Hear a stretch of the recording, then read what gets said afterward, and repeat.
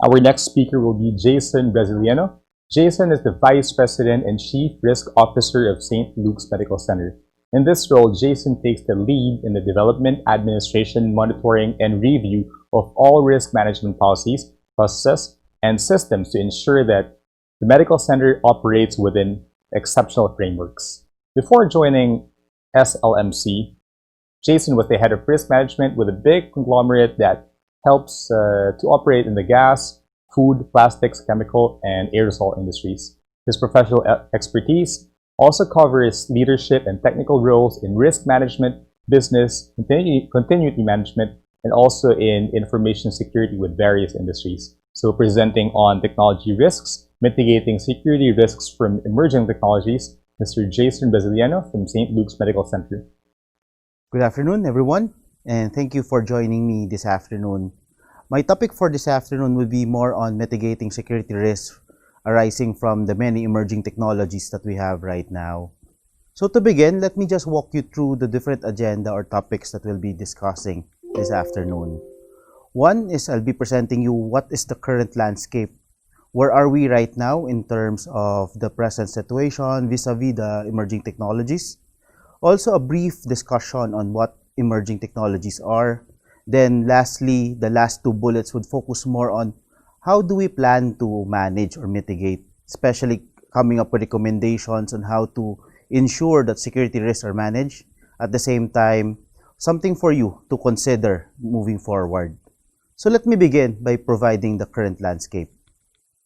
Our current landscape, post-COVID, is not this one. This is the pre-COVID landscape, and this report was released sometime around first quarter prior to the COVID pandemic here in the Philippines. What I'd like you to focus in are the two risk areas in terms of impact and likelihood. And both in number 7 and number 8 respectively are cyber risks, cyber attack risks related.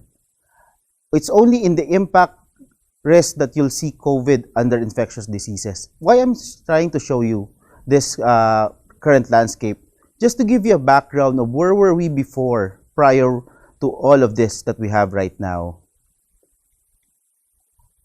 Post-COVID, we'll see that a study from the World Economic Forum shows us that in the next 18 months, we'll continue to experience recession, bankruptcy, even failure of industries to adapt or properly recover. Also, having more cases of unemployment, cross-border restrictions, especially on travel and goods, a weakening fiscal position in our economies, and lastly, more disruptions in the global supply chains brought about by this pandemic. For everyone here in the country and perhaps in the whole world, this current risk, this COVID pandemic that we have right now, led to a lot of scenarios, especially working from home and studying from home. It also increased the remote access capability of most companies. Medical healthcare facilities or the healthcare sector in general resorted to providing teleconsult or telemedicine. In addition, this created a forced way of digitalization for everyone. We were left with no choice but to go digital.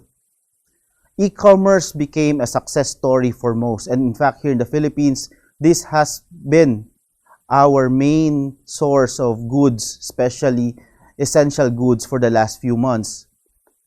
And lastly, online transactions. More and more people have been resorting to doing online transactions for banking, for money transfer, and even for payments.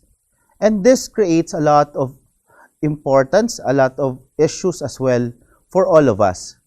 So, given this rise, given this new age, given this new landscape, emerging technologies have changed the way we do things, especially following this pandemic. More and more, we see the usage and importance of Internet of Things. Remote working has been very critical for most, if not all, companies to stay afloat. In addition, we more and more embrace blockchain to ensure security. And now, coming to the country would be the 5G connectivity, among others. This is how emerging technologies has now gotten into the frontier of everything. And this led to a lot of security risks. Headaches for some, but opportunities for a lot. And how do we manage? How do we now manage security risks? Let us begin first by understanding context. We have to understand our nature, your nature as an organization. You have to identify what are your objectives and goals. Is adapting emerging technology possible or important to you to continue afloat? Or can you do without it? And lastly, have you as an organization checked your current risk profile? You might want to come up with this kind of diagram or a heat map wherein you are able to see your whole risk profile, prioritize it, and able to identify strategies how to move forward, especially with this emerging scenario. So as you understand your context, you are able now to identify what type of controls shall I put in place as I adapt technology, as I continue to innovate, and as I continue to keep my business afloat. Another way is to primarily focus on assets. And one of your primary assets isn't your technology, isn't your platform, but rather your people, man. And this is where I invite everyone to look at your different programs on how to increase awareness and education across. Do we have enough programs to ensure that our employees are aware of what to do in case there are security risks that may come about by our usage of technology? Second, have we identified metrics for effectiveness?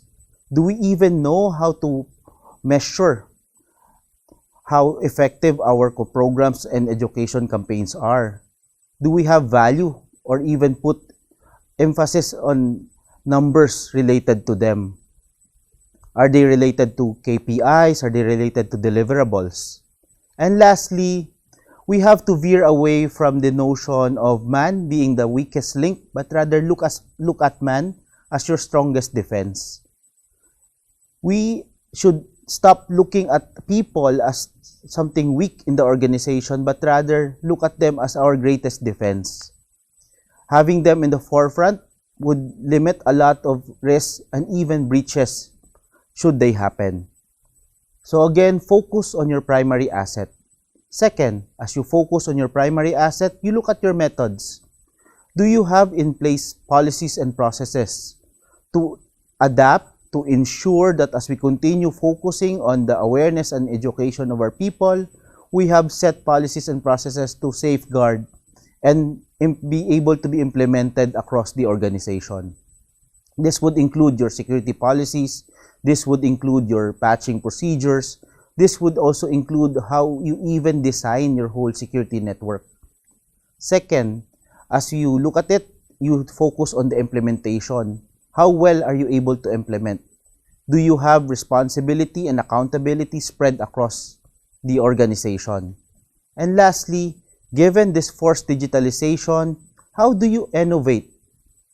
We do not immediately embrace emerging technologies, but rather we have to take a step back and analyze, is this something that we can use moving forward?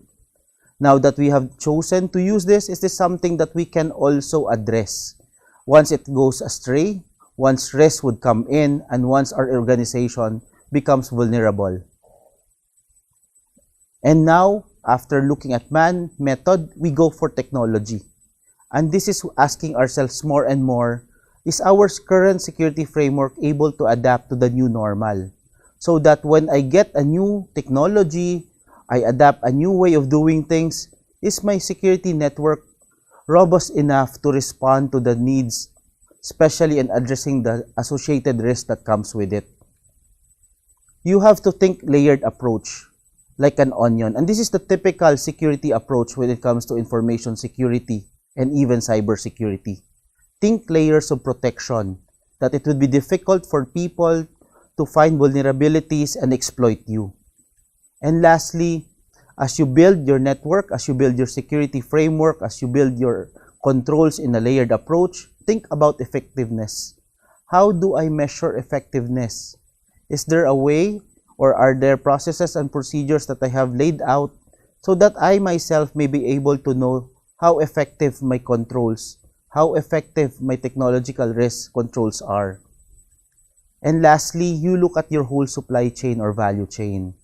So from from within, you now go out of your organization and ask yourself, have I also factored in all my risks in my supply or value chain? And that's the importance of having your own risk profile.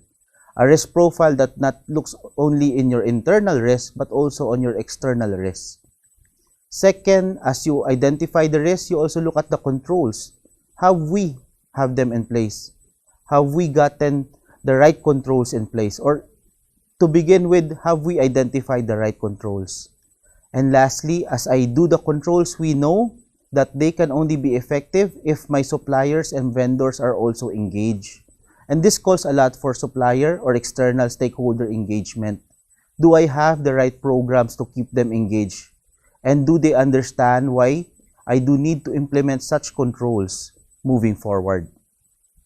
So for value chain, these are the 3 questions that I'd like you to bring with you.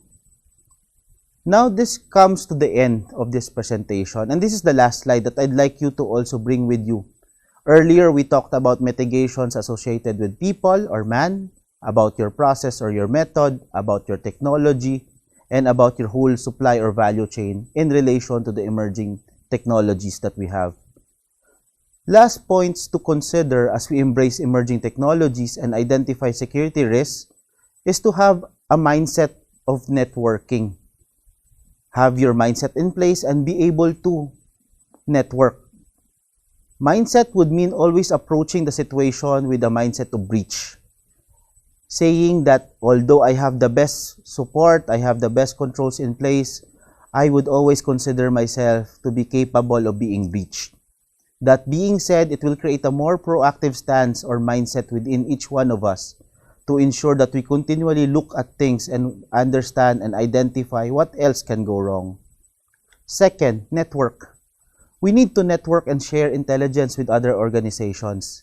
This is similar on how you build your threat intelligence library. If you have technology in place that would detect vulnerabilities and attacks using an intelligence library, you also have to share those with others.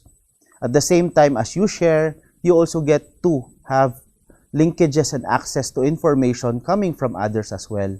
We learn from each other and we continue to grow stronger because we're able to form this network of organizations. And lastly, as I mentioned, perhaps you would see this in the whole string of the slides, to never stop learning. The moment we stop innovating, the moment we stop asking the questions why and wondering what else we can do better, is the moment we allow ourselves to get breached. So continue your learning and continue to improve yourselves. And with that, I bid you a happy afternoon and thank you for listening. So Jason, you guys are working in the healthcare industry, pretty much the center of the pandemic. Some companies consider the healthcare sector to be the gold standard when it comes to business continuity. What can enterprises and organizations learn from St. Luke's, for example, in terms of response time and planning after an incident like this happens? Well, thank you for that question. And what perhaps we can share is our experience. Prior to the pandemic, we were already proactively providing risk advisories to our Mancom and to the board. And I can remember going way back as November 2019 even, when we were already sending out information related to COVID. And back then it was NCOV that time. And I think what helped St. Luke's was the interplay or the integration of both risk management and business continuity. Risk management being able to provide a more proactive scenario scan in terms of where we are and what to expect. And business continuity, because as we were in the middle of planning, and admittedly, all our plans weren't designed for this massive scale of pandemic, but what worked during those times was the capability to adapt readily. Part of our business continuity plan ensures that we take a step back, especially when our plans are not working anymore.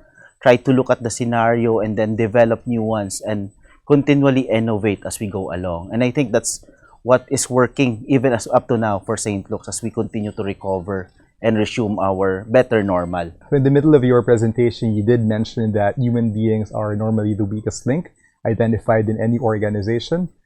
During these times, with people working remotely, how have you turned that weakness into a strength? One is that you consider first all technology available, and your technology is only better or best at most based on the person or the people using it.